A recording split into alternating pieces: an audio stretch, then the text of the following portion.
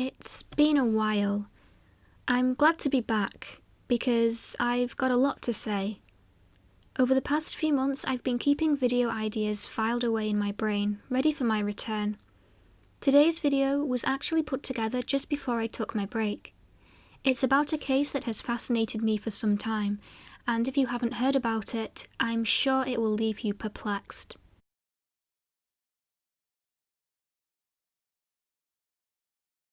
It's the 18th of March 2009.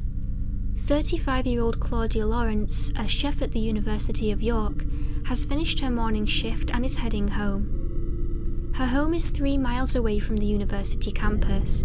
She takes the route by foot to start with a friend giving her a lift the rest of the way. She's home by around 2:50 p.m. Claudia sends a text message to a friend at 8 p.m. Half an hour later, she takes a call from her mum and the two of them make Mother's Day plans for the following Sunday. Claudia receives a text message from another friend who lives in Cyprus shortly after this. The following morning, Claudia doesn't turn up for her shift at work.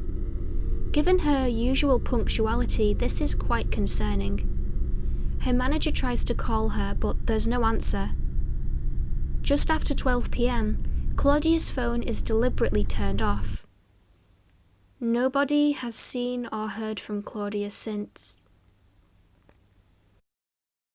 Peter Lawrence, Claudia's father, receives a phone call on the 20th of March. It's Susie Cooper, one of Claudia's friends. The two women were supposed to meet the previous night, but Claudia didn't turn up, and she hasn't answered any of Susie's calls.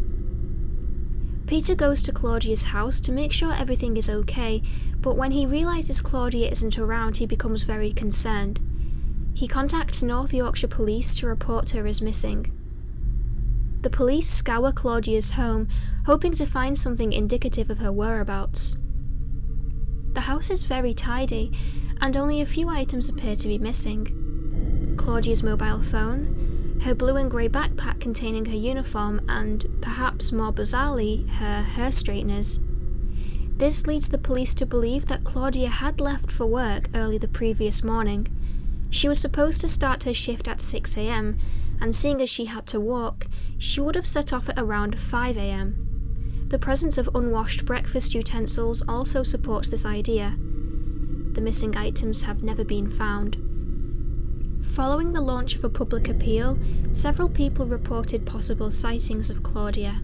A cyclist reported that at 5:35 a.m. on the 19th of March, they saw a woman and a man on Melrosegate Bridge. Claudia's normal route to work would have led her over this bridge. A second person said that at 6:10 a.m. that same morning, they saw a man and a woman outside the university who appeared to be arguing. The man was around 5'6" and was wearing a black hoodie. Keep in mind that Claudia's shift had been due to start 10 minutes before this sighting. Between 6:45 a.m. and 6:55 a.m, a commuter saw a man standing outside Claudia's home. Estimated to be around 55 to 65 years old, this man had long, scruffy white hair and was wearing a Mac-style coat. Not every sighting reported to the police had taken place on the day of Claudia's disappearance. The same week Claudia went missing, on an undisclosed day, a woman had been sitting in her car on Claudia's street when she noticed a slim man in smart casual clothing. He was on the phone and seemed to be keeping an eye out for a specific house. The woman was certain that the house the man eventually stopped at was Claudia's. When he knocked on the door, someone who looked a lot like Claudia answered.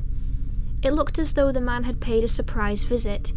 The woman seemed taken aback by his arrival, but after looking up and down the street, she pulled him into the house.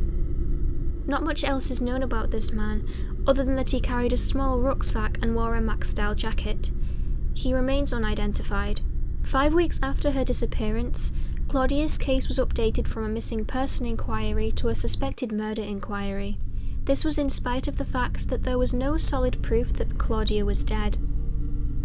Of course, the police wouldn't be able to come to any conclusions based on sightings alone, especially when you take into account the possibility that some of the sightings hadn't actually been of Claudia. For this reason, police decided to look into Claudia's social life, and her local pub seemed like a good place to start. Claudia was a regular at the Nag's Head. It was just a few doors down from her home, and it was where she had met two of her closest friends, Susie Cooper and Jen King. The trio would frequent the pub several nights a week. Needless to say, the clientele were familiar with Claudia.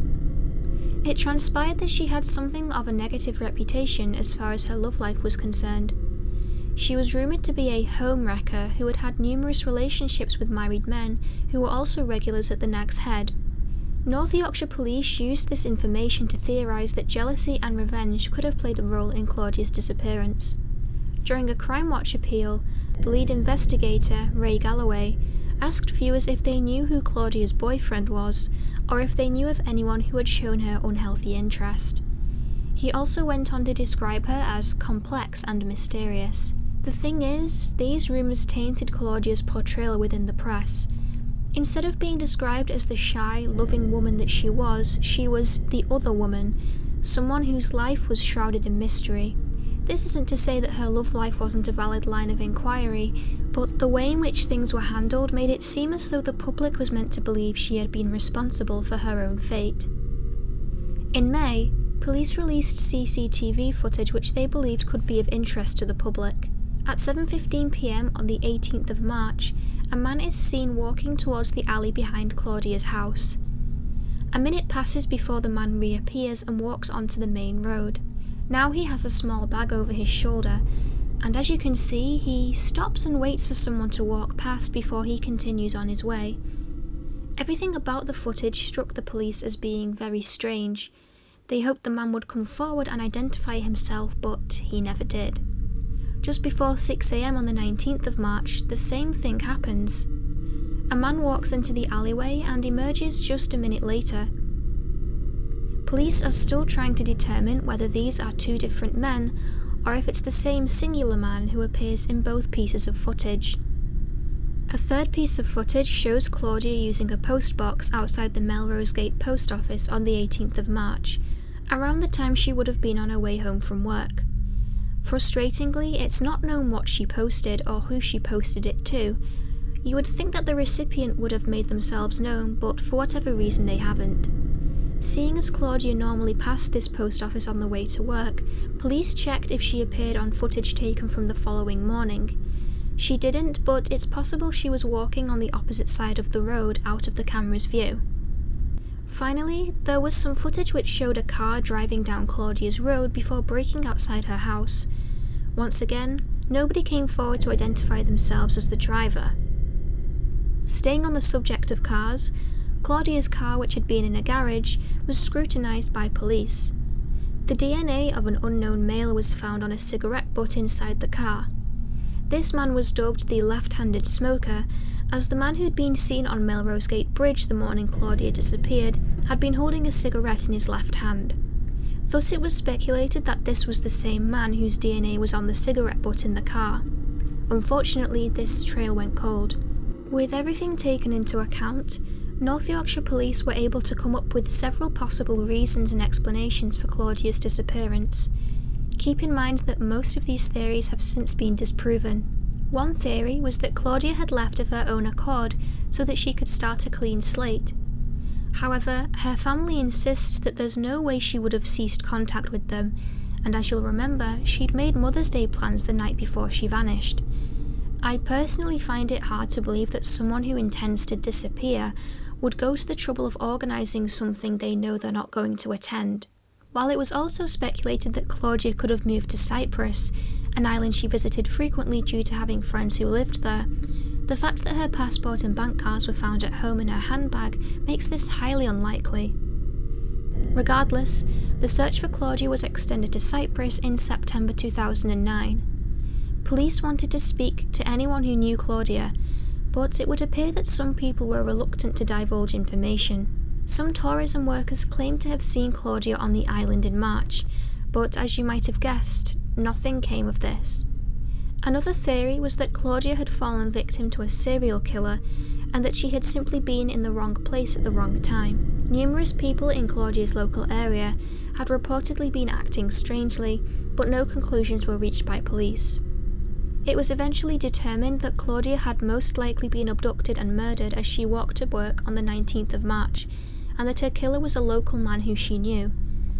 What's slightly more unnerving is the idea that there are people who know exactly what happened, but aren't willing to come forward because they're either protecting those responsible, or because speaking to the police would result in their reputations being damaged. Over the years, a number of men have been arrested in relation to this case, but they've since been released due to a lack of solid evidence. You'd be forgiven for finding this whole thing very confusing. There have been so many dead ends and there are so many unanswered questions.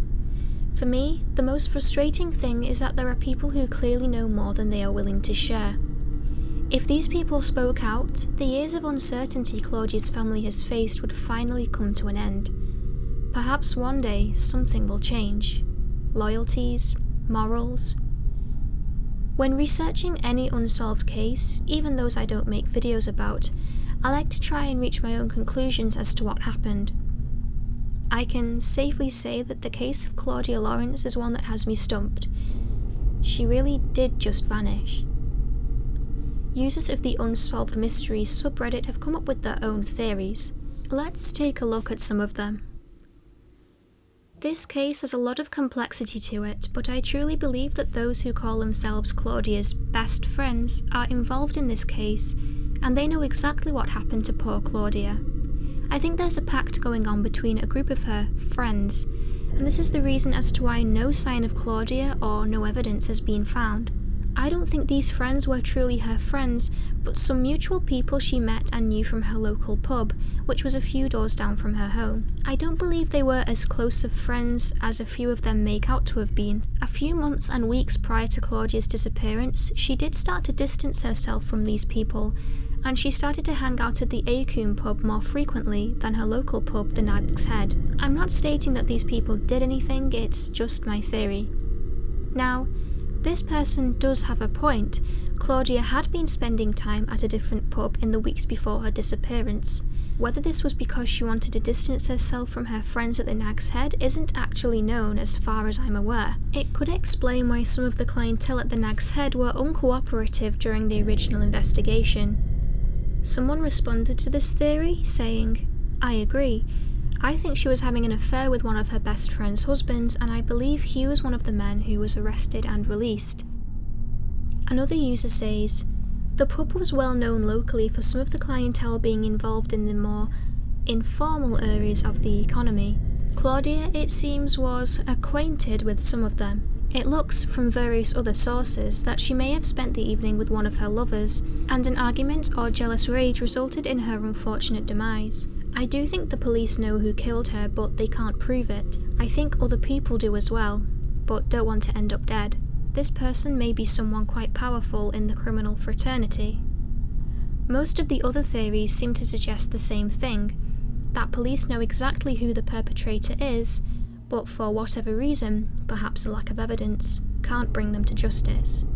In 2019, new legislation was brought into place in the form of Claudia's Law, which allows a missing person's loved ones to safeguard their assets while they're gone. These assets include things like mobile phone bills and utility bills. Before Claudia's Law, missing people's property and affairs could only be protected if said person was declared dead. This legislation means that families who are worried about a missing loved one no longer have the stress of administrative problems on top of everything else. I implore you to do further research. This case is so complex and so confusing that there are things I didn't have the chance to cover. As always, I'm keen to hear your thoughts. What do you think happened to Claudia Lawrence? Thank you so much for watching, stay safe, and have a lovely day.